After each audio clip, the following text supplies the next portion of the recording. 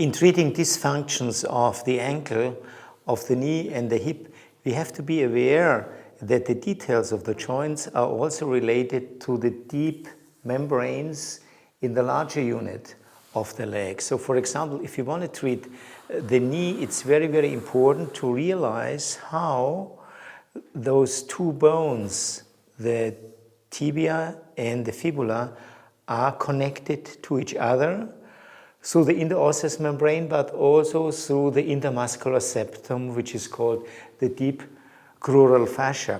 So the surface crural fascia goes all the way around and blends with the deep crural fascia that goes more or less parallel to the interosseous membrane, and the interosseous membrane is the deepest junction between those two bones.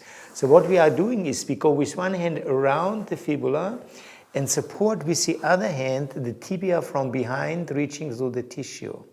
And now we allow the whole low leg to go into its preferred pattern in relationship to the thigh. So there's a tendency to go a little bit into an X shape, you know, and we support that from behind, and our fingers are not pulling on the leg, they're actually supporting up to the ceiling, just up to the ceiling.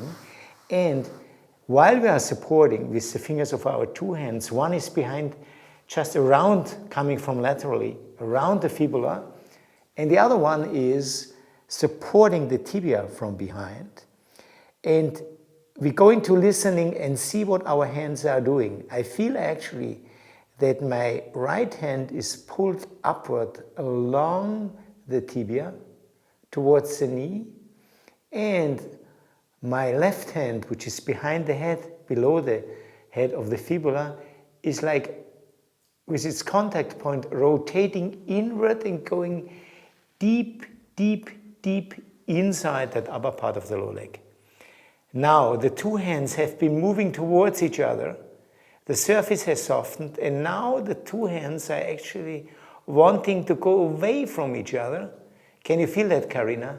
It's like the inner shape of your whole lower leg starts to elongate, elongate, elongate, elongate. And I can feel at the same time that the head of the fibula is slowly turning out of that fixated position which I had been palpating before.